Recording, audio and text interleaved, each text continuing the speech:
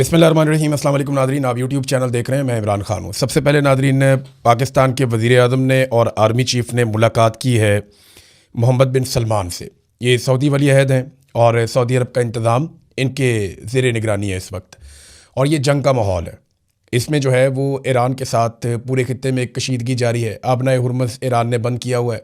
America और Israel ने इस लड़ाई का आगाज़ किया था। अरब ममालिक ने इसकी मुखालफत की थी, लेकिन जवाब में ईरान ने अरब ममालिक में मौजूद अमेरिकन एसेट्स के ऊपर अटैक कर दिया, जिससे अरब ममालिक को भी नुकसान हुआ और अमेरिका को तो बहुत भारी नुकसान हुआ, उसकी क्रेडिबिलिटी भी गई। अब ऐसी सूरत हाल में सऊदी अरब के साथ पाकिस्तान का एक दिफाई मुआहदा है, और ये मुआहदा पाकिस्तान की उस हुकूमत ने किया जिसके पास अवाम का मैंडेट नहीं है, और ना ही इस मुआहदे से पहले पार्लियामेंट को एतमाद में लिया गया। यानी अवामी नुमाइंदों के साथ कोई डिस्कशन नहीं हुई और कोई फ़ैसले नहीं हुए। ये यकतरफ़ा तौर पे आसिम मुनीर और शहबाज शरीफ साहब ने फ़ैसला कर लिया। अब सऊदी अरब के साथ पाकिस्तानियों के शानदार ताल्लुकात हैं। पाकिस्तानी सऊदी अरब से बहुत प्यार करते हैं, लेकिन पाकिस्तानी ईरान से भी प्यार करते हैं, और पाकिस्तानी इन दोनों के बीच में लड़ाई चाहते ही नहीं है।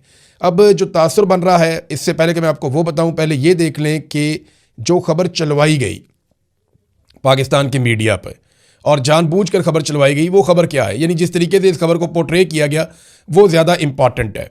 यानी ये जो सिक्योरिटी ज़राए हैं या पाकिस्तान की एस्टेब्लिशमेंट है, उन्होंने कुछ तस्वीर को लेकर कुछ खबर जारी की है मीडिया को कि आप इसको फैलाएं सोशल मीडिया पे और मीडिया पे, कि आसिम मुनीर साहब वहाँ क्या कर रहे थे। शहबाज शरीफ तो ना 3 में ना 13 में।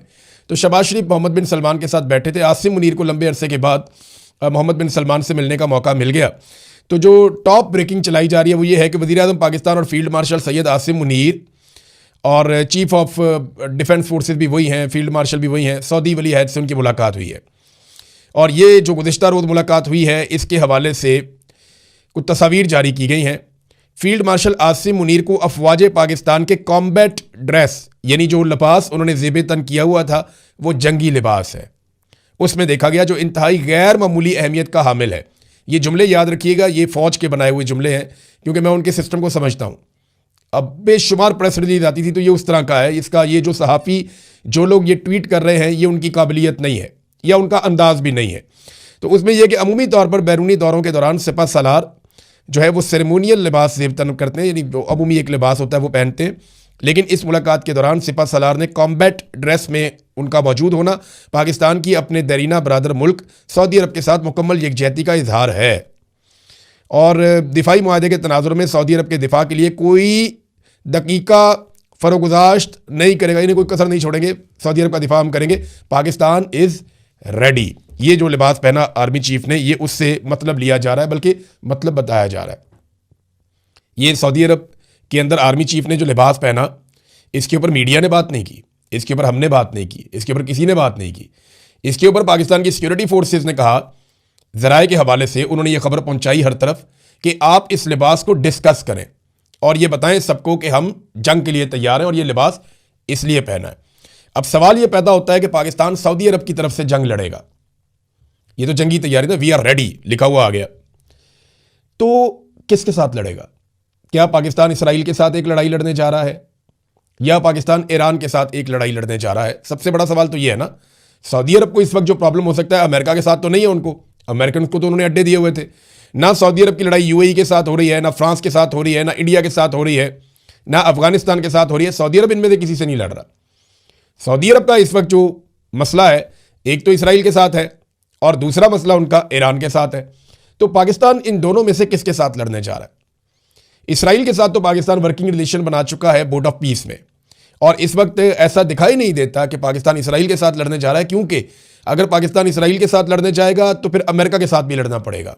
अमेरिका इसराइल को प्रोटेक्ट करेगा। डोनाल्ड ट्रंप कई मरतबा कह चुके हैं कि वो इसराइल को हर हाल में तहफ़्फ़ुज़ फराहम करेंगे। तो ये तो खाना खाली हो गया कि पाकिस्तान इसराइल के साथ लड़ने जा रहा है। तो फिर क्या पाकिस्तान ईरान के साथ लड़ेगा तो कैसे लड़ेगा? दो चीज़ें हो सकती हैं ना, या तो एक डेटरेंस कायम की जाएगी कि जनाब हम यहाँ पे आ गए, अब सऊदी अरब पे किसी ने अगर बम मारा तो हम उसका जवाब देंगे, या तो ये एक डेटरेंस कायम की जाएगी, जनाब हम यहाँ पे आ गए हैं, आबनाए हुर्मुज़ को हम खुलवाएंगे, हमारी बैरिया भी आ गई है, हमारी एयरफोर्स भी आ गई है। तो ये तो ईरान के साथ बराह रास्त जंग में जाने वाली बात है। या वो जंग जो अमेरिका दूर से आकर या इसराइल इस खित्ते में बैठकर ईरान से नहीं जीत पाया, उसमें उनको दोनों को सपोर्ट मिल सकती है अगर पाकिस्तान इसमें उतर गया तो। देखिए, अरब ममालिक जंग नहीं चाहते। अरब ममालिक जंग के लिए डिज़ाइन ही नहीं हुए, उनके डेवलपमेंट के मॉडल्स कुछ और, मैं पहले ही आपको बता चुका हूं। जंग जो है वो इसराइल को और अमेरिका को सूट करती है। ईरान इस वक्त जंगबंदी करना नहीं चाह रहा क्योंकि इसराइल और अमेरिका को वो पूरा पड़ गया। इस रीजन के अंदर उसने उन्हें काफ़ी नुकसान पहुंचाया। कोई 40-45 वेव तो उन्होंने अभी तक मार दी हैं ड्रोन्स की और मिसाइलों की, ये 10-12 दिन के अंदर अंदर। ईरान ने बड़े लीथल किस्म के अटैक किए हैं और अमेरिका ने बड़ी कोशिश की है जंगबंदी की। मिसाल के तौर पे अभी तक 3 बड़े राब्ते अमेरिका की जानिब से करवाए गए ईरान से, और तीनों अमेरिका के करीबी लोग हैं। ओमान से कहा गया कि आप ईरान से बात करें, तो ईरान ने कोई जंगबंदी के लिए जवाब नहीं दिया।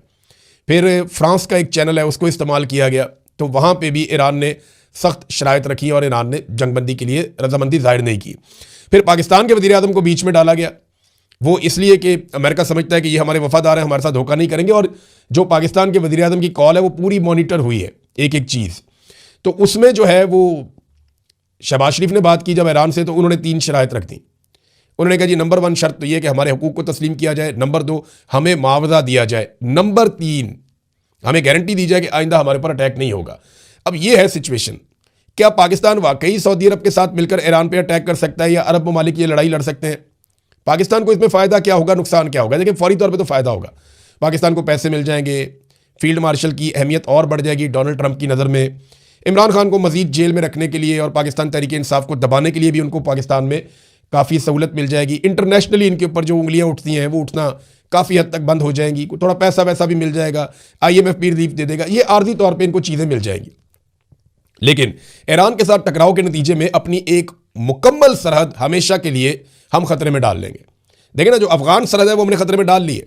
अभी गुज़िश्ता रोज़ जो रात के वक्त पाकिस्तानी जेट तैयारों ने बमबारी की है अफगानिस्तान में, उसके नतीजे में वहाँ पे एक तेल का बहुत बड़ा स्टोरेज पेट्रोलियम का जो उन्होंने अपनी एयरलाइंस के लिए रखा हुआ था वो तबाह हो गया और काफ़ी नुकसान हुआ अफगानिस्तान के अंदर। वो लगातार पाकिस्तान वहाँ पर अटैक कर रहा है, और इन अटैक्स के पीछे अमेरिका की वो सोच है कि हमें बगराम एयरबेस चाहिए। वो पहले कह चुके हैं ये बात। ईरान ने बड़ी तारीफ़ की है, ईरान के ऑफिशियल्स ने बाकायदा इंटरव्यू देते हुए कहा है कि अफगानिस्तान का ये फैसला कि वो अमेरिका को बगराम एयरबेस नहीं देंगे, ये बड़ा शानदार फैसला, हम इसकी तारीफ़ करते हैं और इससे जो है हम कदर करते हैं अफगानियों की। देखिए अगर अमेरिका को बगराम एयरबेस भी मिल जाती तो फिर चारों तरफ से अमेरिका इस काबिल हो जाता कि ईरान के ऊपर अटैक करता, लेकिन बगराम एयरबेस अमेरिका को नहीं मिली। और पाकिस्तान में एयरबेस देना मौजूदा रजीम के लिए भी इसलिए मुश्किल है कि इमरान खान साहब एक पैटर्न सेट करके चले गए। इमरान खान साहब ने इतनी मुश्किल डाल दी है, उनका एक लफ्ज़ एब्सोल्युटली नॉट वो इतना भारी है कि ये सारी हुकूमत मिलकर उसका बोझ नहीं उठा पा रही, वरना ये बड़े आराम से उनको अड्डे देते थे अमेरिकन को कि यहाँ से भी मारे आप ईरान को। बहरहाल अब सऊदी अरब से पाकिस्तानी बहुत प्यार करते हैं, लेकिन पाकिस्तानी ईरान से भी प्यार करते हैं। अगर पाकिस्तान ईरान के साथ किसी लड़ाई में उतरता है तो ये डिज़ास्टर होगा, ये बहुत बड़ी गलती होगी, बहुत बड़ी मिसकैलकुलेशन होगी पाकिस्तान की मिलिट्री की कि वो ईरान के साथ एक जंग लड़ेंगे, चाहे वो सऊदी अरब के लिए ही लड़े। देखिए सऊदी अरब में ईरान कोई मक्का मुकरमा पे या मदीना मुनव्वरा पे अटैक नहीं कर रहा, खुदा न खास्ता। ईरान अमरीकी अड्डों पे या अमरीकी असासों के ऊपर अटैक कर रहा है, और वो ये बार बार कहता भी है। और बहुत सारे अटैक मशरिक़ वस्ता में ऐसे हुए हैं, या तुर्की की जानिब ऐसे हुए हैं, आज़रबाईजान भी, जिनमें ईरान ने बड़ा कैटेगोरिकली कहा कि ये हमने नहीं किए। जो किए हैं उनको वो मानते हैं, जो नहीं किए वो कहते हैं जी हमने नहीं किए। और ये अरब ममालिक और बाकी लोग भी ये कहते हैं जी ठीक है, हम ये बात तस्लीम करते हैं कि ईरान ने ये हमले नहीं किए। अब लेकिन वो कोई भी ये नहीं बताता कि वो हमले कर कौन रहा है, फॉल्स फ्लैग ऑपरेशन कौन कर रहा है। देखिए अमेरिका के अंदर बहुत बड़े बड़े तजियाकार हैं, बहुत बड़े जर्नलिस्ट हैं, टकर कार्लसन हैं, कुछ और लोग हैं, वो ये कैटेगोरिकली कहना शुरू हो गए हैं कि कोई बड़ा फॉल्स फ्लैग ऑपरेशन होने वाला है। वो लोग ये कहते हैं कि 9/11 की तर्ज का कोई बहुत बड़ा हादसा होने वाला है, या तो ये गल्फ में हो जाएगा, आबनाए हुर्मज़ में हो जाएगा, या ये अमेरिका के अंदर कहीं हो जाएगा। और ऐसे किसी इंसिडेंट के बाद एक जवाब बनाया जाएगा कि ज़्यादा बड़ी फोर्स के साथ ईरान पे अटैक किया जाए और ज़्यादा ब्रूटल अटैक किया जाए। देखिए ईरान का नुकसान बहुत ज़्यादा हो रहा है। जो लोग ये समझते हैं कि एक तरफा ईरान मारता चला जा रहा है, ऐसा नहीं है। उन्होंने बड़ा खौफनाक अपना नुकसान बर्दाश्त भी किया है। जो इस वक्त एक रिपोर्ट है रेड क्रिसेंट की, वो मैं आपके सामने रख देता हूँ। रेड क्रिसेंट ने बताया कि 20,000 से ज़ायद टारगेट्स को निशाना बनाया गया अमेरिका और इसराइल की जानिब से ईरान में।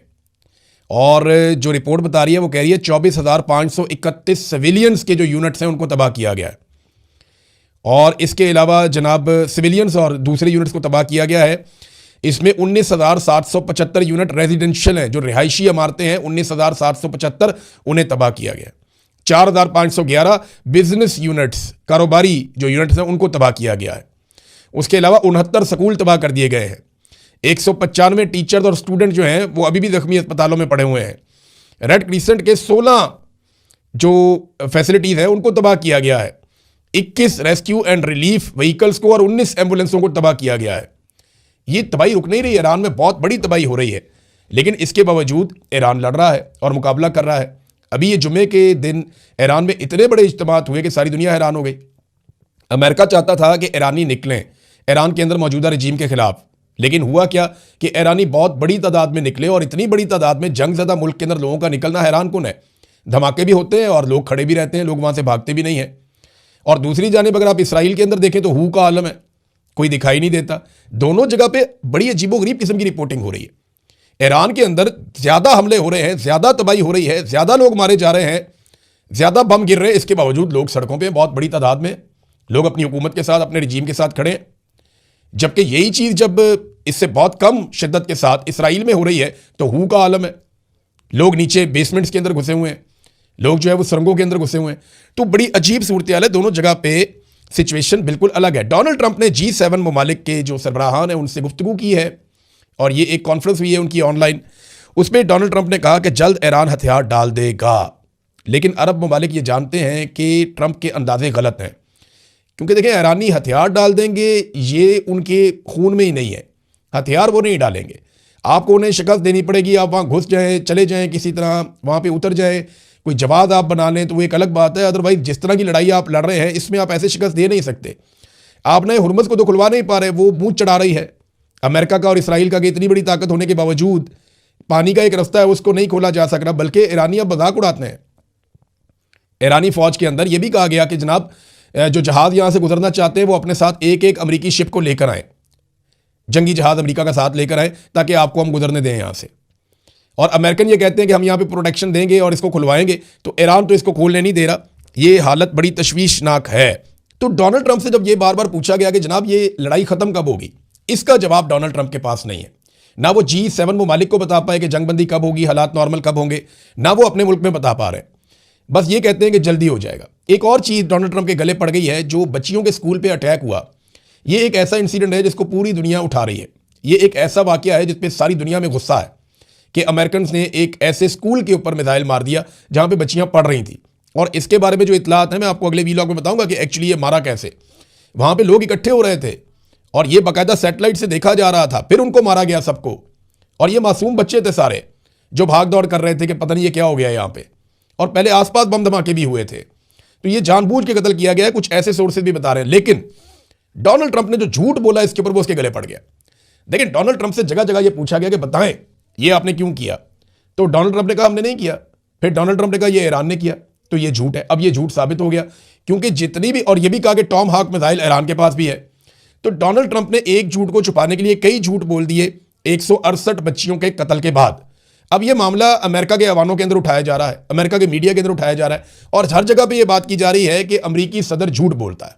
और अमरीकी सदर ने हमारे साथ झूठ बोला, क्योंकि अमरीकी फौजी तहकीकात के अंदर ये बात साबित हो गई है कि ये जो हमला किया गया, ये हमला अमरीकी फौज की जानिब से किया गया, ये ईरान ने हमला नहीं किया। नाज़रीन, एक और बड़ी खबर जो है वो मार्केट में आ गई और उसके ऊपर बहुत शद्दमत के साथ बात हो रही है कि ये जो नेतन्याहू आया ये असली था या नकली था।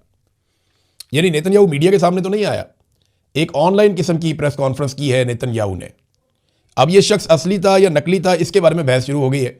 बहुत सारे लोग दावा कर रहे हैं उसकी बॉडी लैंग्वेज दिखा के, उसके हाथों की हरकत दिखा के, तस्वीर निकाल के कि ये असली नेतन्याहू नहीं है। असली नेतन्याहू है या नहीं है, ये कोई आर्टिफिशियल इंटेलिजेंस का बना हुआ नेतन्याहू है, या ये सवाल जवाब जो है ये फिक्स करके बनाए गए हैं, ये चक्कर क्या है। अब ये सवालात उठाए जा रहे हैं, ये बातें की जा रही हैं, लेकिन कोई किसी के पास सबूत नहीं है। बहरहाल मार्केट है, जंग में आपको पता है प्रोपेगेंडा बहुत तेज़ी से फैलता है। जंग के अंदर पहला कत्ल जो है वो सच का हो जाता है और झूठ प्रिवेल करता है। नाज़रीन, बहुत सारी और खबरें हैं, बहुत सारी और चीज़ें हैं, मैं आपके साथ शेयर करूंगा नेक्स्ट वीलॉग में। पाकिस्तान की सियासत में एक बार फिर बड़ी खबर सामने आई है। पाकिस्तान तहरीक इंसाफ यानी कि PTI ने ऐलान किया है वो एक नई तंजीम बनाएगी जिसका नाम होगा इमरान खान रिलीज़ फोर्स। इस फोर्स का बुनियादी मकसद साबका वज़ीर-ए-आज़म इमरान खान की रिहाई के लिए एक मुनज़्ज़म और पुरअमन सियासी तहरीक शुरू करना बताया जा रहा है। पार्टी क़यादत के मुताबिक ईद के बाद इस फोर्स के अरकान बाकायदा हल्फ उठाएंगे और इसके बाद मुल्क भर में सरगर्मियाँ शुरू की जाएगी। पाकिस्तान तहरीक इंसाफ का कहना है कि इमरान खान इस वक्त मुख्तलिफ मुकदमात की वजह से अडियाला जेल में कैद हैं और पार्टी समझती है कि उन मुकदमात के पीछे सियासी महर्रकात हैं। इसलिए पार्टी क़यादत ने फैसला किया है एक मुनज़्ज़म तहरीक के ज़रिए इमरान खान की रिहाई के लिए जद्दोजहद की जाएगी। इस नई फोर्स के बारे में कहा जा रहा है कि इसमें पार्टी के कारकुन, नौजवान और मुख्तलिफ शोबों से ताल्लुक़ रखने वाले अफराद भी शामिल किए जाएंगे। मकसद ये है कि एक ऐसा मुनज़्ज़म नेटवर्क बनाया जाए जो इमरान खान की रिहाई के हवाले से मुल्क के हर कोने तक पैगाम पहुंचा सके और पार्टी के मुताबिक ये तहरीक मुकम्मल तौर पर आइनी और पुरअमन होनी चाहिए। तो इमरान रियाज़ खान ने यहाँ पर कहा है कि ये जो तंजीम है इसके बहुत ज़्यादा चांसेस है कि कामयाब हो जाए। इस नई फोर्स के बारे में ये भी कहा गया है कि इसमें जो कारकुनान हैं वो ज़्यादा जज्बाती भी हैं और वो चाहते हैं कि ये फोर्स बने और इमरान खान को रिहाई दिलाई जाए, क्योंकि जो MNA MPs हैं वो काफ़ी हद तक पीछे हट चुके हैं। तो पार्टी रहनुमाओं का भी यही कहना है कि ईद के बाद इस फोर्स के अरकान हलफ लेंगे और उसके बाद ये मुहिम पाकिस्तान के कोने कोने में शुरू कर दी जाएगी। और अब सुहेल अफरीदी वज़ीर आला उनकी जानिब से बाकायदा इसका पहले ऐलान किया गया था और अब नोटिफिकेशन भी जारी कर दिया गया है और जगह जगह पर अब रजिस्ट्रेशन का जो आगाज़ है वो होने जा रहा है। दूसरी जानिब हुकूमत और बाज़ सियासी हल्के इस ऐलान को मुख्तलिफ अंदाज में देख रहे हैं। कुछ हल्कों का कहना है कि ये कानून के मुताबिक अदालतों में मुकदमात का फ़ैसला होना चाहिए और किसी भी सियासी दबाव के ज़रिए अदालत के अमल को मुतासर नहीं किया जा सकता। उनका मौक़िफ़ ये है कि इमरान खान के ख़िलाफ़ मुकदमात हैं तो उनका फ़ैसला अदालतों से ही आना चाहिए, ना कि सड़कों पर। और इधर पाकिस्तान तहरीक इंसाफ के रहनुमा ये मौक़िफ़ रखते हैं कि इमरान खान के ख़िलाफ़ जो मुकदमात बने हुए वो सियासी नौइयत के हैं और अब अवामी सतह पर एक तहरीक शुरू करना लाजमी हो चुका है। उनका कहना है ये तहरीक आइनी और कानून के दायरे में रहते हुए चलाई जाएगी और इसका मकसद सिर्फ़ और सिर्फ इंसाफ है और वह भी इमरान खान की रिहाई के लिए।